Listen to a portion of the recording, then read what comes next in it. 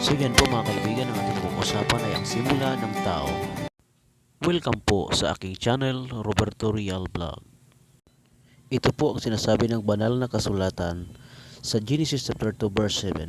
Pagkatapos ginawa ng Panginoong Yahweh ang tao mula sa alabok, hiningahan niya sa ilong at nagkaroon ito ng buhay.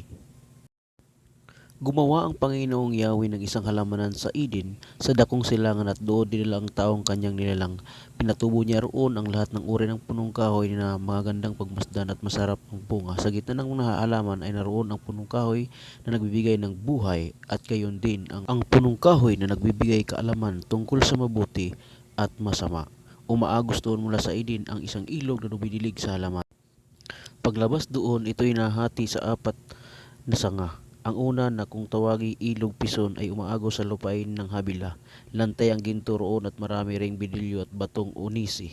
Ang ikalawang sanga, ang ilog na tinatawag na Gihon, ay umaagos sa lupain ng Ethiopia. Ilog Tigris naman ang tawag sa ikatlong sanga at umaagos naman ito sa silangan ng Asaria. Ang ikapat na sanga ng ilog ay ang Euphrates. Inilagay ng Panginoong Yahweh ang tao sa halamanan ng Eden upang ito'y pagyamanin at pangalagaan. Sinabi niya sa tao, makakain mo ang alinmang bungang kahoy sa halamanan, maliban na bunga ng punong kahoy na nagbibigay ng kaalaman tungkol sa mabuti at masama. Huwag na huwag mong kakainin ang bungang iyon sapagkat sa araw na kainin mo iyon ay mamamatay ka. Matapos gawin ang lahat ng ito, sinabi ng Panginoong Yahweh, hindi mabuti na mag-isa ang tao. Bibigyan ko siya ng isang angkop na makakasama at makakatulong. Kaya mula sa lupa ay lumikha ang Panginoong Yahweh ng mga hayop sa parang at mga ibon sa impapawid.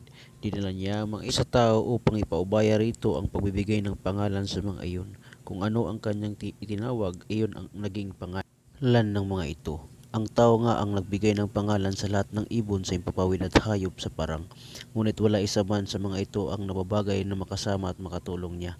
Kaya't pinatulog ng Panginoong Yahweh ang tao, samantalang nahihimbing, kinuha niya ang isang tadyang nito at pinaghilom ang laman at sa tapat niyon. Ang tadyang na iyo'y ginawa niyang isang babae at dinala niya ito sa lalaki. Sinabi ng lalaki, sa wakas narito ang isang tulad ko, laman ng aking laman, buto ng aking buto. Babae ang itatawag sa kanya sapagkat sa lalaki siya'y kinuha. Ito ang dahilan kaya iniiwan ng lalaki ang kanyang ama't ina, nagsasama sila ng kanyang asawa at sila naging isa. Kapwa hubad noon ang lalaki at ang babae, ngunit hindi sila nahihiya.